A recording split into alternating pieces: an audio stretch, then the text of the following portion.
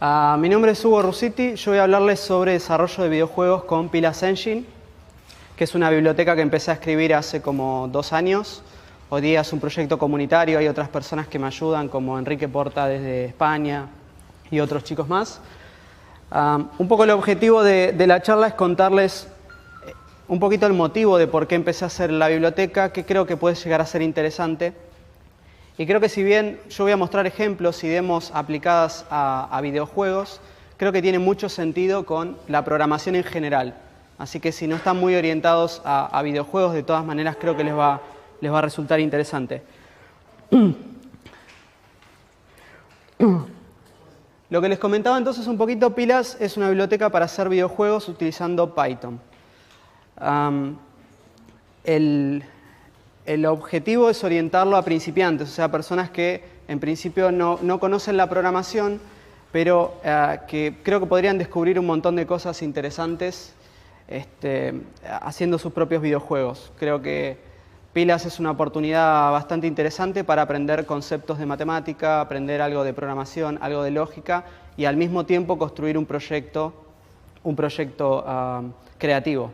Digamos, es decir, poder relacionar arte, poder relacionar ideas. Un juego sirve en definitiva para expresar una idea. Me gustaría contarles un poquito el porqué.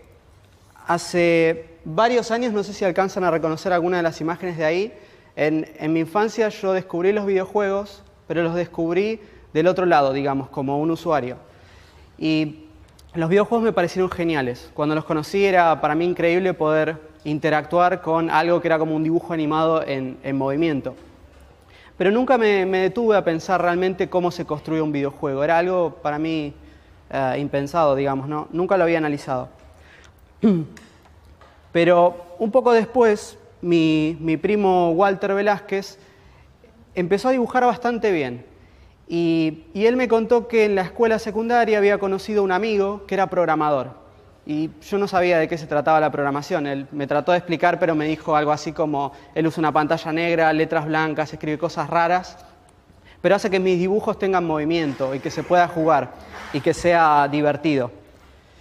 Ellos empezaron a trabajar juntos y empezaron a contar una historia de su propia escuela. Es decir, narraron una historia donde aparecía quien está en el medio es mi primo, se dibujó a él mismo, dibujó a un profesor, hizo como una caricatura. Y un poco en sátira, contaron una historia en la que, por ejemplo, lo que pasa efectivamente en esa historia es que mi primo había hecho una caricatura del profesor, el profesor se había enojado, entonces el objetivo del videojuego, que es como una sátira a Mario Bros, era ir en busca de esas fotocopias perdidas. Les conté horrible la historia. Básicamente, mi primo hacía un dibujo, un compañero de la escuela empezaba a hacer fotocopias y las había desparramado por todo el colegio. Imagínense, el profesor cuando se entera dice: quiero que aparezcan todas las fotocopias y no te voy a molestar. Entonces ahí empieza la historia del videojuego. Imaginen lo que me pasó a mí cuando vi eso. O sea, para mí los videojuegos eran algo increíble que seguramente hacía gente en un laboratorio, ni siquiera me imaginaba cómo era. Y de pronto tenía la oportunidad de conocer a alguien que estaba haciendo videojuegos, a mi primo que le estaba dando vida, y para mí fue genial, digamos, hubo como un antes y un después en eso. Ellos siguieron haciendo videojuegos, empezaron a perfeccionar, cada vez contaban mejor las historias. Antes ellos utilizaban algo así parecido a una historieta y después empezaron a hacer animaciones y empezaron a trabajar de una manera mucho más efectiva para contar una historia a sus compañeros. El juego fue como un furor en la escuela, todos lo jugaban y decían: hey, mejorá esto, mejorá aquello, me encanta, el nivel 10 es imposible y esas cosas.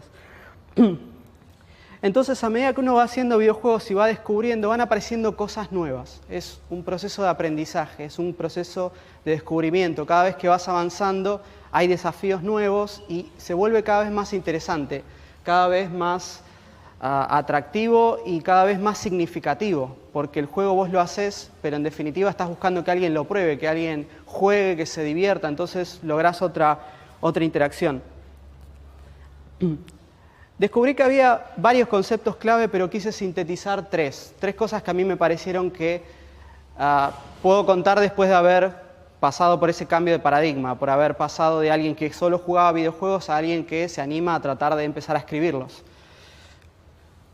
El primero es que la programación no era como mi primo me había contado al principio, no era una cosa inentendible. Es algo fácil de hacer, es divertido y en gran medida es algo que empodera. Vos cuando estás frente a una computadora y sabés programar, podés tomar decisiones, podés elegir qué querés que pase exactamente dentro de un videojuego.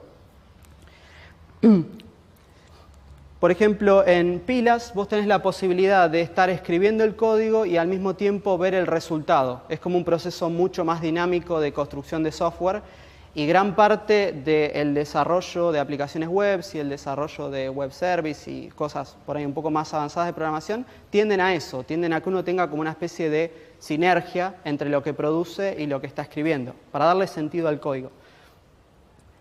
Si ustedes descargan Pilas, van a ver que aparece un asistente que tiene 4 opciones. La primera, yo se las leo, es abrir el intérprete. La segunda y la tercera es explorar ejemplos y ver el manual de Pilas. Y el último es visitar la web. Si yo ahora abrir el intérprete,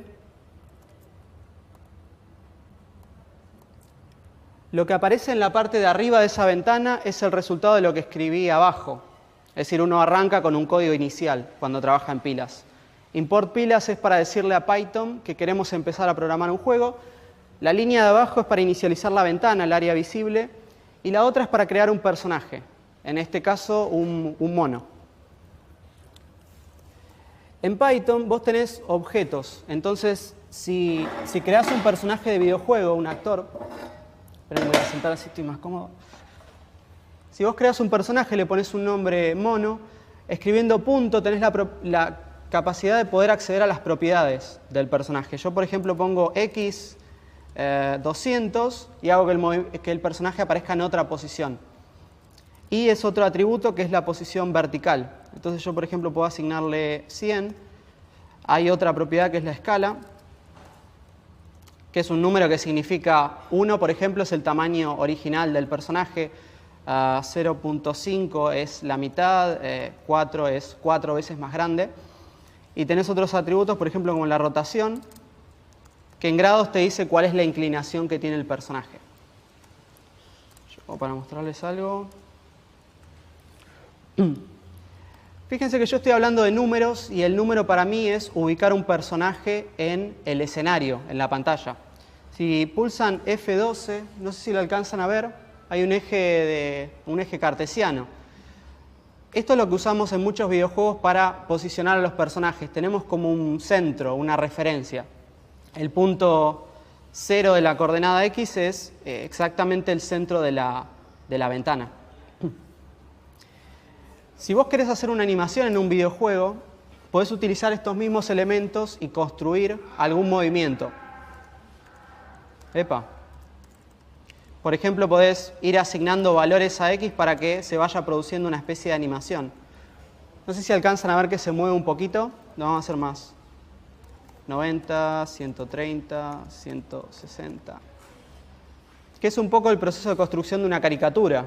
Si ustedes ven una animación en caricatura, son varios fotogramas, uno arriba del otro, y con un movimiento rápido, ese cambio de imagen o ese cambio de movimiento da la ilusión de un movimiento. Pilas tiene algunos atajos. Si vos querés que un personaje aparezca en una posición inmediata, le asignás un valor numérico. Si asignás varios valores en una lista, lo que le estás diciendo es que haga una animación. Por ejemplo, que vaya al punto 0 y después regrese al punto 100. En Python esto es una lista. Entre corchetes, varios números son simplemente como una especie de bolsa donde pones números y están ordenados. Si a esos números los multiplicás, le decís a Python que lo repita muchas veces. Pasa lo mismo con las listas, pasa lo mismo con una palabra. Si yo agarro una palabra y la multiplico, se repite muchas veces. Entonces podés hacer algunos tipos de movimiento, como por ejemplo una especie de rebote, o si haces un giro, o sea, si haces algo tipo rotación igual a 360, haces que el personaje pase de la rotación 0 a un giro completo.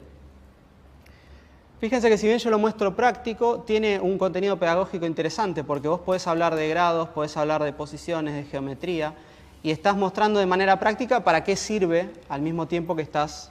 ¿Estás bien? Ok.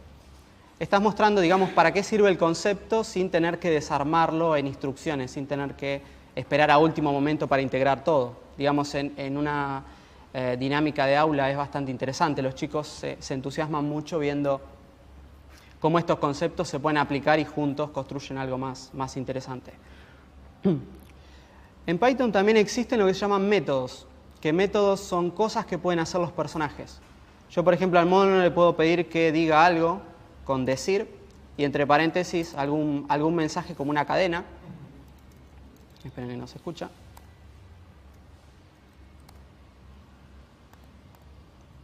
Bueno. El software tiene algo que a veces falla también. Deberían escuchar algo de sonido. Y fíjense que lo que les mostré antes, si yo quiero que el personaje diga algo muchas veces, en realidad Eco se escribe así, puedo tomar eso que ya sé hacer, que es agarrar una cadena y multiplicarla, y lo puedo poner en práctica con el mono diciendo algo. Todos los personajes pueden hacer algunas cuantas cosas, saltar, sonreír, gritar. Cada uno de esos métodos me permite enriquecer al personaje de videojuego. Imaginen si Mario fuera solamente una imagen que se desplaza, sería como aburrido. Lo lindo de Mario es que salta, se golpea, grita si le pasa algo. Entonces uno puede empezar a comunicar cosas a través de este personaje.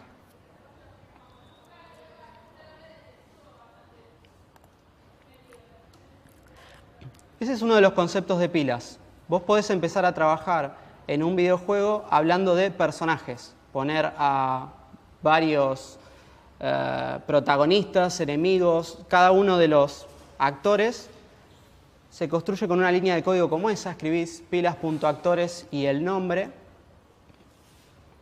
Y lo interesante de pilas es que ya viene con varios actores prediseñados.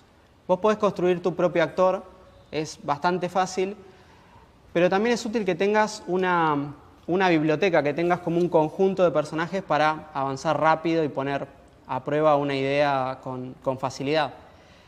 Digamos, si tuvieras que dibujar cada personaje de un videojuego cuando lo estás imaginando, tendrías como un montón de trabajo antes de probar si el videojuego realmente funciona. Algo que hacemos mucho en el desarrollo de videojuegos es crear bocetos. Y lo mejor para desarrollar un juego, y casi es idéntico para una aplicación, es ponerlo en marcha rápido, empezar a probar si realmente es divertido. Tal vez tenés un círculo saltando y vos imaginás que es un personaje con determinada característica, pero es un círculo. A veces es la mejor manera de avanzar. Los actores, entonces, por ejemplo, yo puedo crear no sé si se va a ver porque es amarillo, pero puedo crear, por ejemplo, un Pac-Man. No sé si lo alcanzan a ver, es muy chiquitito. Yo aprieto el teclado y este personaje tiene la característica de responder a lo que yo hago con el teclado. Para que se vea un poquito, podría tomar el Pac-Man y decirle que la escala es 4 y que lo haga con una animación. Entonces, el personaje, fíjense que aparece ahí, en violeta, no se ve bien, pero esa es la coordenada X e Y. Entonces, si quiero mover a ese personaje a otra parte, puedo usar lo que ya vi antes. Puedo asignarle un valor de X y un valor de Y. Hay otros personajes, por ejemplo, hay una pelota que está por acá, que ya tiene física. Entonces, si yo creo 1, 2 o 3, fíjense que ya empiezan a interactuar entre sí.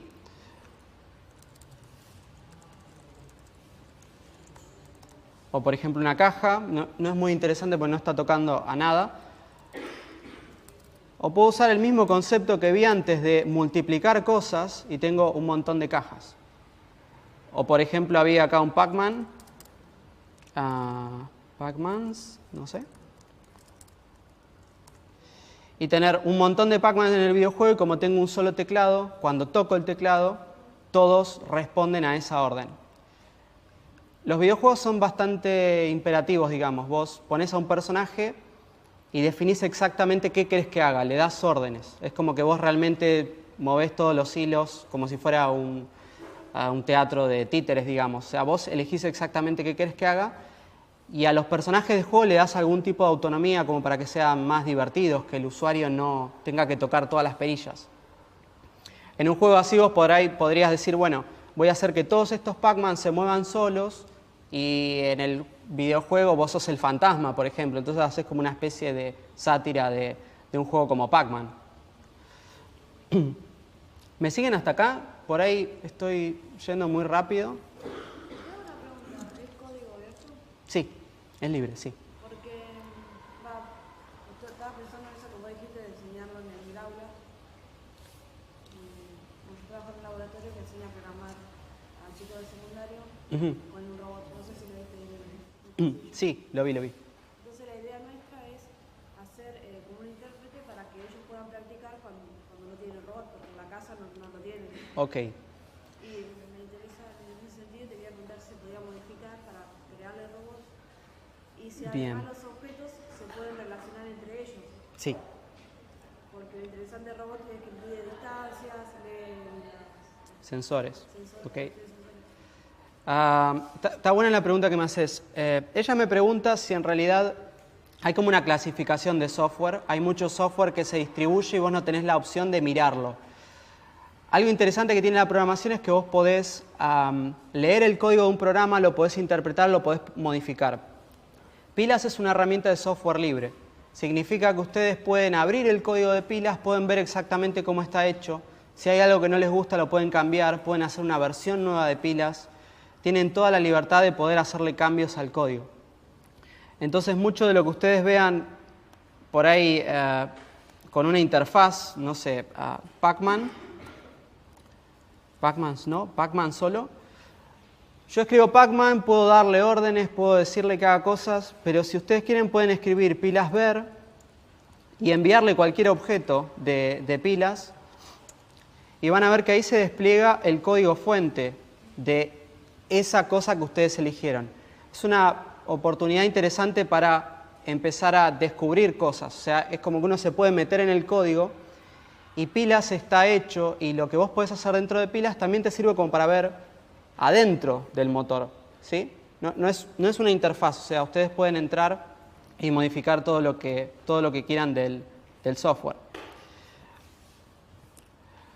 Por ejemplo, relacionado a lo que vos me decís, yo me imagino que por ahí un robot hace algo así, ¿no? Como si fuera una tortuga que vos le decís... retroceder, adelantar, girar. Claro, avanzá 40 píxeles. Y fíjense que la tortuga, esto no se ve nada. A vos, por ejemplo, le podés decir a la tortuga que avance 200, que gire a la derecha tanto, que vuelva a avanzar. Algo así es como funciona un robot. Con la diferencia que acá no necesitas del robot, obviamente. Claro, el problema que nosotros tenemos es que es caro, eso y los chicos no lo tienen en la casa. Y tampoco se lo van a prestar, porque las escuelas que lo tienen 20 por escuela. ¿Sí? Ok, está bueno, está bueno. Quería contarles una cosita más. Fíjense que los objetos es como que todos caen porque hay como una especie de gravedad en el escenario. Vos en Pilas tenés la opción de explorar límites, o sea, definir. La gravedad en realidad depende de dos números. Voy a crear algún objeto más.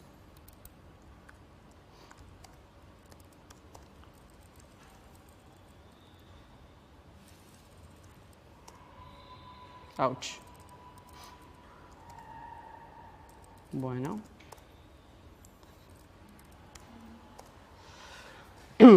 Entonces, como el escenario tiene dos números que indica cuál es la aceleración del escenario, uno puede pensar la gravedad de otra manera. Y en algunos videojuegos, por ejemplo, si estás tratando de emular un espacio como si se tratara, digamos, de un espacio con fondo y estrellas, podés empezar a tocar estos parámetros o incluso inventar cosas que nunca viste. De hecho, creo que se están dando cuenta que esto está fallando miserablemente. Bueno, habemos errores. Les muestro una cosita más. Así como vos tenés personajes en Pilas y podés empezar a ver el código y podés empezar a darle órdenes, hay otro concepto que me parece útil de la programación y es que vos te podés encontrar con ideas poderosas. Digamos, pedagógicamente Papert, que es como un referente de de la educación de tecnología, fue uno de los creadores del logo, que es un poco lo que vieron de la tortuga que se movía, ese concepto lo inventó Papert. Él dice que hay cierto tipo de conocimiento que es muy valioso, que despierta ideas poderosas. Vos podés aprender algo muy, muy pequeño, lo podés poner en práctica en un montón de lugares y podés lograr combinaciones que nunca nadie inventó. Las habilidades te dan la opción de tomar un actor y de asignarle algún tipo de comportamiento, algo nuevo, y lo podés combinar. Por ejemplo, si yo tengo un personaje que es una aceituna, que solamente sonríe, que puede saltar, lo mismo que hace el mono, le puedo decir, mirá, ahora quiero que rebotes como una pelota. Entonces, ese personaje va a empezar a comportarse como si fuera una pelota, o como si fuera una caja, o como si fuera otra cosa. Por ejemplo, estos Pac-Man, no sé si es el mejor ejemplo. No, vamos a tomar el mono que está acá y le vamos a decir que aprenda una habilidad que pueda rebotar como una pelota. Y vamos a tocar de vuelta la gravedad. Ups. Y fíjense que el personaje empieza a interactuar con los demás. Antes era autónomo como eran como estos Pac-Man. A los Pac-Man también les podría decir algo muy parecido. Pero es esta colección de Pac-Mans. Fíjense que ahora todos están como en el mismo conjunto, todos pueden chocar entre sí. Perdón, el hecho de vos lo estés enseñando ya una habilidad, automáticamente hizo que se habilite la dirección de colisión. Sí, hay algo que no les comenté que lo pasé por alto. Hay un montón de cosas dentro de un juego como la coordenada X e Y que es invisible. De hecho, en el proyector es más invisible todavía, ¿no? Cada uno de los personajes es como si vos tuvieras un alfiler, lo pinchás y lo estás moviendo, la coordenada X e Y. La física es similar. Si vos apretás, por ejemplo, F9, ahí no sé si se alcanza a ver, cada uno de los personajes tiene como un área de colisión. Y ahí vos elegís si esos límites se tocan, podés hacer algo. En un videojuego como Mario Bros, si Mario es un círculo y el honguito o el enemigo es un círculo, cuando los dos círculos se tocan, tiene que pasar algo. A ver. Fíjense esa línea roja, ese contorno, es lo que realmente ocurre adentro de Pilas cuando vos decís que algo se comporte como una pelota. Pilas no sabe si se ve como una pelota o si se ve como una caja o si es un Pac-Man, no reparan esos detalles. Para Pilas es un círculo y el círculo tiene una masa, tiene una fricción, tiene propiedades físicas. Por ejemplo, yo les quería mostrar que en algún momento, no sé si lo alcanzan a ver, este es un personaje de Angry Birds, un videojuego. Entonces yo por ahí puedo querer que este personaje no sea un mono, que no se vea como un mono, que se vea como uno de los chanchitos del Angry Birds. Entonces lo que puedo hacer también es tocar otra propiedad del mono. Puedo tocar la propiedad imagen y darle la ruta al archivo.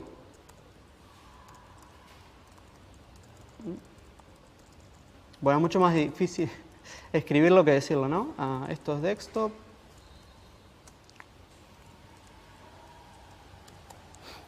Fíjense que el personaje cambió inmediatamente, pero sigue teniendo el mismo contorno que el mono.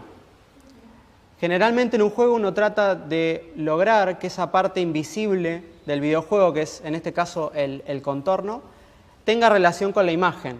Es un ajuste que vas haciendo mientras vas trabajando en un videojuego. Yo, por ejemplo, podría tomar ese personaje que se sigue llamando mono, a fines prácticos sigue siendo lo mismo, y le puedo, por ejemplo, enseñar a ser arrastrable con el mouse. No es exactamente un Angry Birds, pero yo puedo, digamos, usar el mouse para desplazar al personaje y empezar a jugar un poco con el escenario. Cuando empezás a hacer juegos, descubrís un montón de comportamientos emergentes. Esto significa que por ahí creas cajas, creas círculos y decís, che, esto es divertido, pero tengo que cambiar esto y aquello. Y a medida que vas implementando cosas, vas descubriendo otras. Se empieza a volver cada vez más interesante. Yo, por ejemplo, podría crear una nave.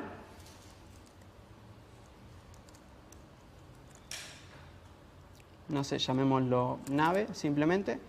Y fíjense que con el teclado yo, insisto, como tengo un solo teclado, puedo mover la nave, pero los Pac-Man van a seguir escuchando el teclado, van a seguir respondiendo. Y con espacio la nave dispara. Ay, no se ve nada. ¿Alcanzan a verlo o soy yo? ¿Sí? Okay. Fíjense que no ocurre nada, porque en general en los juegos, hasta que uno no dice qué es lo que querés que ocurra, no toma ninguna decisión. La computadora en ese sentido es bastante obediente cuando anda bien, ¿no? Entonces, si yo quiero que ocurra algo, por ejemplo, con las cajas, tendría que decirle a la nave que tiene unos enemigos, definir enemigos, que son las cajas. Y lo que hace pila es cuando yo le disparo ahora una caja, esa caja desaparece del escenario. Y fíjense que si yo, por ejemplo, elimino estas cajas, como tiene... no ocurre nada. Qué horrible. Bueno, les cuento lo que debería ocurrir. Esto es un bug. Las cajas deberían como moverse, ¿no? Deberían como sentirse más liberadas y empezar a desplazarse. Claro, podría ponerle más gravedad, jugar un poco con eso. No me estaba haciendo caso igual, pero... ¿Pero ese comportamiento no tendrá que tener la caja? ¿Cuál? El de cambiar cuando... ¿Cómo? Me perdí lo que están conversando. ¿Cómo es? Claro, que vos... Claro. Porque vos le Ujú. que la nave tenía enemigos. Sí. Es como que... Ah, ok. Sino que la caja sea la que... Mira, lo que podemos hacer es pilas ver. algo desaparezca. Es como que cambias el otro objeto, ¿no? Está bueno lo que vos decís. Mira, yo puedo hacer pilas ver y enterarme de cuál es el código que se ejecutó cuando yo hice definir enemigos. Aparece un método de Python. Esto es un comentario que es a fines ilustrativos, digamos, de documentación. Y fíjate que se define una habilidad y se define también un callback, digamos, que es como una función. No es un buen ejemplo, es demasiado enroscado, pero básicamente, como yo le estoy diciendo a la nave, definí estos enemigos, la caja y la nave quedan enlazados. Entonces, la nave sabe que ante cualquier colisión de sus proyectiles con alguno de sus enemigos, lo que tiene que hacer es decirle a la caja, eliminate. Ah, ya entendí. Es como el observer, como el patrón observer. Sí, exactamente. Fíjense que en este jueguito, que digamos que es como una idea muy prototipada, muy básica, cuando yo le pego una caja, la caja desaparece inmediatamente. Es parecido a lo que vimos con el mono, que yo le cambio la coordenada X e Y y cambia inmediatamente. Lo que uno puede hacer es elegir, tomar una decisión. Si en mi videojuego una caja desaparece o tengo que eliminar una caja, ¿qué puedo hacer? En Pac-Man, por ejemplo, cuando comes un fantasma aparece un número, ¿sí? Y hay un sonido. En, por ejemplo, Angry Birds, cuando le pegas a un pajarito se despluma. Y ocurren un montón de cosas que en definitiva vos las elegís. Es tu videojuego, vos tomás esa decisión. Por ejemplo, yo a las cajas, a todas juntas les podría decir que aprendan a explotar. Ups, oh. Perdón. Sí, ahora lo comento eso en un ratito.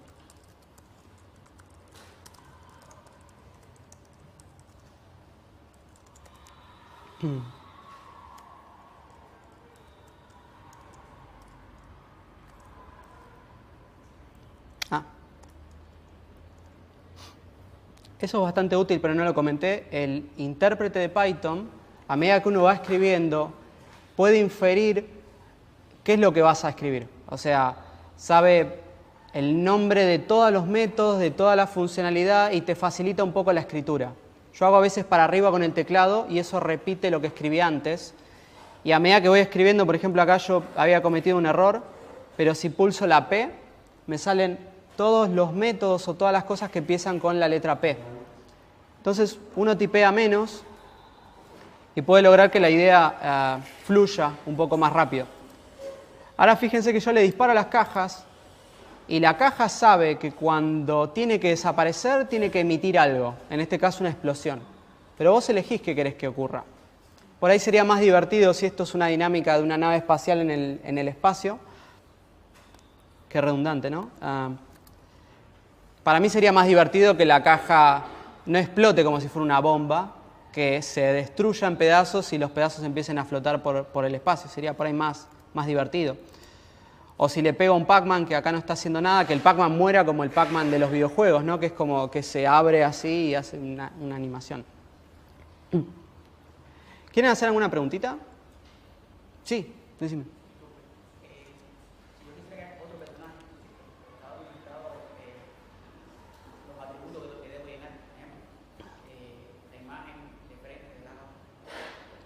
Ah, ok.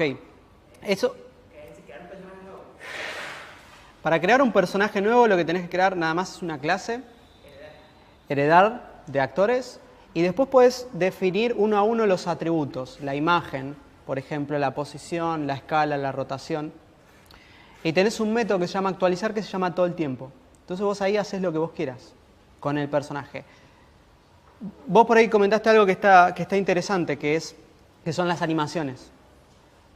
En un videojuego la animación no existe como animación, lo único que hay es un reemplazo de imagen. Por ejemplo, hay un actor que es un pingüino, como el pingüino, digamos, de Linux. Y es un actor como otro, o sea, yo puedo tocar, por ejemplo, la escala, para que de paso se vea un poco mejor. Y este pingüino tiene un atributo que es imagen y responde al teclado. Entonces, cuando yo, por ejemplo, aprieto para la izquierda, va cambiando de imágenes. Solamente eso. Así que si vos tenés un personaje o imaginaste uno que tiene animación o cuando corre mueve los pies, tenés que tener varias imágenes e intercambiarlas. Es más sencillo de lo que suena. ¿En qué formato la ves? ¿PNG o JPEG? Cualquiera de esos dos. Les cuento un poquitito más en general del... Sí.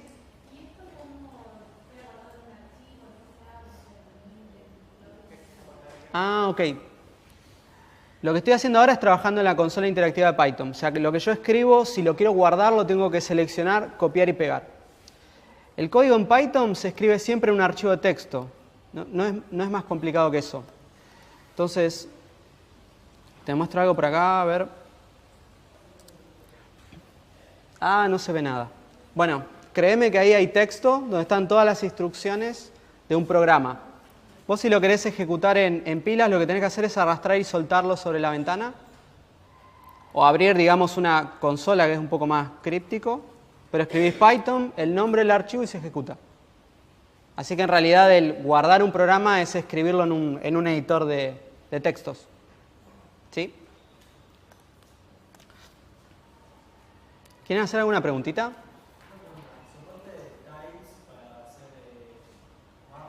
Sí. Sí, tiene soporte, sí.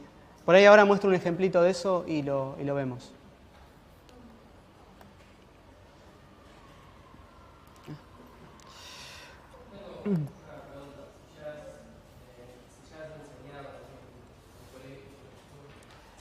No, formalmente no. Están dando unos cursos en España, unos chicos conocidos de uno de los colaboradores de Pilas, y creo que estuvieron haciendo algo en Formosa también. Pero lo curioso, digamos, es que creo que se están haciendo muchas cosas, llegan un montón de mails y preguntas, pero como que no hay mucha comunicación, digamos, como para saber exactamente. Es cuestión de tiempo, supongo. Espero. Bien, un poco lo que les comentaba antes, Pilas está orientado a principiantes, está completamente en español, o sea que un chico fácilmente se puede como apoderar y empezar a descubrir y analizar el comportamiento sin tener, digamos, la barrera del idioma. Es multiplataforma, o sea que vos, si tenés una computadora con Linux o con Mac o con Windows, lo puedes usar indistintamente, o sea, funciona en los 3 sistemas. Y si alguien quisiera que funcione en otro sistema, es cuestión de charlar y si quieren hacerlo por cuenta propia, bienvenidos. Tiene 2 años y un poco más de desarrollo. y es un proyecto comunitario y libre. O sea que si realmente encuentran algún arreglo, alguna sugerencia, algo que quieran hacer, siéntanse libres de participar y de acercar esas inquietudes. Me pareció bueno contarles un poquito sobre cómo empezar o qué recomendaciones les daría yo si les interesa lo que vieron en la charla. Me parece que lo más interesante en una charla de Python, de software libre, en donde sea, es que realmente existe la posibilidad de charlar. O sea, yo sé que da mucha timidez por ahí en un evento interrumpir a alguien y decir, che, tal cosa de la charla, pero realmente yo estoy dispuesto a eso. O sea, vengo a los eventos solamente para eso, en realidad. Así que en cualquier momento, cuando me vean o me quieren mandar un mail, hablemos, porque creo que es una oportunidad interesantísima de poder comunicarnos y de mejorar pilas y de aprender un poco más sobre software y cómo ponerlo en práctica. Otra un poco más técnica es ir a la página web. El sitio de pilas es ahora se los digo mejor, más fácil. En esas hojitas que repartieron los chicos al principio está la web del proyecto. Desde ahí se puede descargar, desde ahí se puede ver el código, se puede ver también la documentación. Ese es como un buen punto para empezar. Una vez que se descargan pilas, van a tener un asistente con esas 4 opciones que vieron. Me parece que como para empezar, si se animan, la consola interactiva para mí es la forma ideal. Pero si les resulta un poco más interesante explorar y echar una mirada general de pilas, lo que pueden hacer es usar la opción 2 o 3, que es un explorador de ejemplos. El explorador lo que tiene es una lista de varios programas muy chiquititos que están buenos para analizar, que hacen una sola cosa, la hacen más o menos bien. Entonces, de esa forma vos no tenés que lidiar por ahí con algo tan complejo como esto. Fíjense, yo abro la segunda opción y hay un poco relacionado a lo que vos decías, lo de tiles. Hay, por ejemplo, un programita, yo lo ejecuto, digamos, está hecho en pilas. Fíjense que es un marcianito, tiene unas plataformas, como si fuera un Mario Bros, pero este dispara, es más copado que Mario Bros, ¿no? Y si ustedes, por ejemplo, apretan, no sé, F9 o F10, pueden empezar a inspeccionar algunas cositas o con Alt-P poner el juego en pausa e ir cuadro a cuadro viendo cómo es que está horrible que no haga animación. Pueden como ir analizando partecitas del juego. Eso se hace mucho en videojuegos cuando uno lo está construyendo, pero se hace en cualquier tipo de software. Si les copa la programación, si ven que es algo interesante, yo creo que mucho de lo que aprendan haciendo un juego, muchísimo diría, se pone en práctica después con otro tipo de aplicaciones, con otro tipo incluso de lenguajes. El código de ese jueguito es lo que está ahí abajo.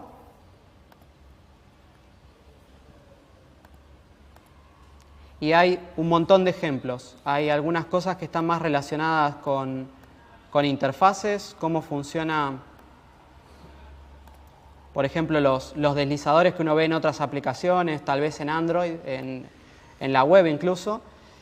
Y tenés la chance como de descubrir con un videojuego cómo es que funciona la interacción entre el mouse, entre los componentes de una interfaz de usuario y cómo haces que eso dispara algún tipo de acción. No lo dice, pero la primera barra es la posición horizontal, esta es la rotación y esto es la escala. O sea que cada una de las barritas lo que hace es setear X, setear rotación. Yo digo setear, pero es como definir, ¿no? Darle un valor.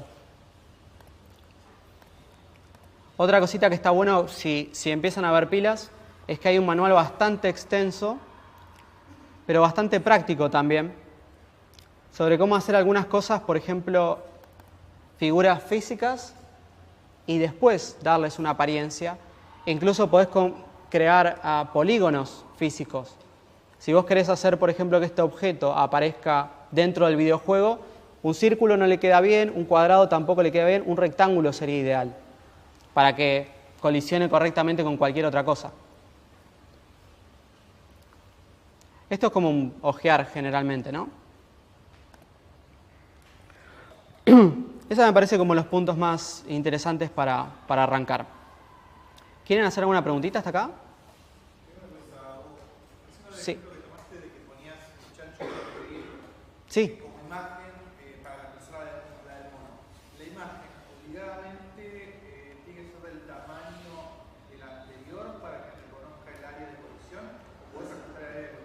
Podés ajustar lo ideal es ajustar el área de colisión.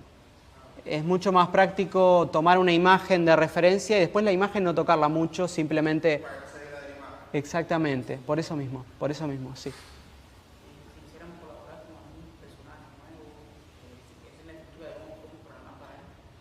Sí. En la documentación está especificado cómo arrancar, cómo hacer esos primeros pasos y obviamente, o sea, conversémoslo. Si vos ves que la documentación tiene algo para mejorar, lo podés hacer vos mismo si querés o me decís a mí. Yo encantado de mejorar eso. Buenísimo. ¿Alguna preguntita más? ¿Cómo vamos con el tiempo?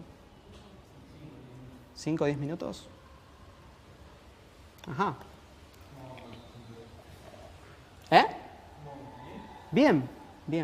Bueno, de lo que tenía para mostrarles, creo que vimos todo. Les pido mil disculpas si fue así como mucho bombardeo de información, pero me parece súper interesante y creo que después por ahí ustedes, yo sé que lo van a agarrar rapidísimo, así que nada más. Estoy agradecidísimo porque hayan podido venir a la charla y que me hayan dado la oportunidad de contarles un poquito de pilas. Muchas gracias.